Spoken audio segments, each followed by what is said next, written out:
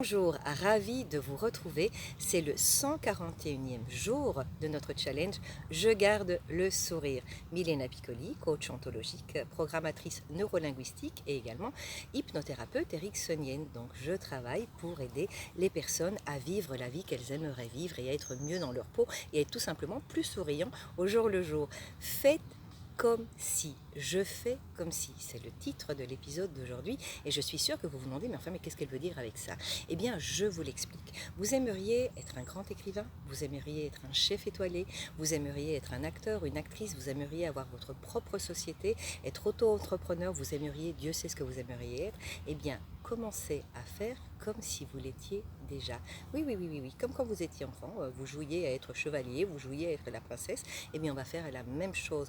Faites comme si vous étiez déjà la personne que vous aimeriez être. Alors ça a trois avantages. Le premier, c'est de réaliser si c'est vraiment quelque chose qui vous plaît. C'est pour ça qu'on demande aux jeunes de faire des stages. C'est aussi entre autres pour ça, pour réaliser si c'est vraiment ça qu'ils veulent faire de leur vie. Alors si vous réalisez que vous aimeriez beaucoup être écrivain, mais enfin que être toute la journée derrière votre ordinateur et écrire, c'est dur, ça vous emballe pas trop, vous n'êtes pas trop motivé le matin pour le faire. Ce qui vous plaît en fait dans être écrivain, c'est les signatures de bouquins, les voyages, être interviewé, être invité à gauche et à droite pour le lancement des bouquins.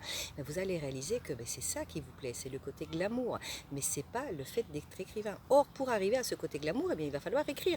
Et si ça vous plaît pas, eh bien, peut-être voir une autre manière d'obtenir le glamour qui ne soit pas en passant par l'écriture.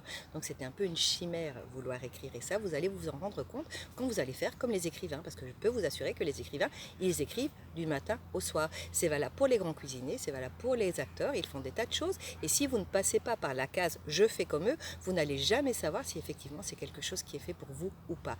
La deuxième raison c'est une technique de PNL. Quand quelqu'un vous dit je ne sais pas par où commencer, on leur dit fais comme si tu savais. Et soudainement, vous réalisez que vous avez un nombre de connaissances et de ressources que vous ignoriez. Eh bien, si je savais par où commencer, eh bien, je commencerais par faire un plan.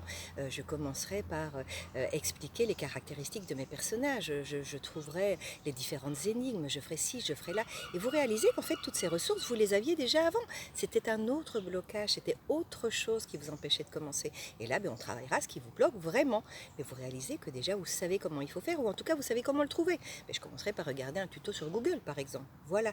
Donc, faites comme si vous le saviez. Ça va vous permettre de découvrir tout ce que vous savez déjà faire et que vous ignoriez jusque-là. Et la troisième raison, c'est une raison très simple. Vous connaissez l'expression « c'est en forgeant qu'on devient forgeron » Eh bien, c'est en faisant ce que vous avez envie de faire que vous serez ce que vous avez envie de faire. Par exemple, c'est en écrivant qu'on devient écrivain. C'est en jouant au théâtre qu'on devient acteur. C'est en passant des heures dans la cuisine et en concoctant des petits plats que l'on devient cuisinier. Donc vous allez acquérir de l'expérience. Il n'y a qu'une seule manière de savoir si vous êtes fait pour ce que vous voulez faire, si vous avez les ressources pour le faire et surtout si vous avez de l'expérience, c'est en commençant à le faire dès à présent. Allez, c'est en forgeant qu'on devient forgeron, mais c'est aussi comme ça qu'on réalise si on a envie d'être forgeron et c'est aussi comme ça qu'on réalise qu'en fait on sait déjà comment être forgeron. Donc voilà, je vous laisse avec tous ces petits devoirs. Vous allez chercher un petit peu qu'est-ce que j'ai envie d'être et vous allez vous y mettre, vous allez passer à l'action et vous aurez tous ces beaux insights, toutes ces belles révélations comme cadeau à la fin. Donc, comme d'habitude, vous n'hésitez pas à me contacter, je suis là pour ça. Si vous avez besoin d'aide pour faire ces premiers pas, eh bien, comptez sur moi. Vous pensez à vous abonner, s'il vous plaît. Moi, ça fait vachement plaisir quand même quand j'ai des abonnés nouveaux. Vous commentez, vous likez, vous envoyez des personnes qui sont un petit peu dans cette situation, qu'elles ne savent pas trop si elles ont vraiment envie de faire ça ou pas.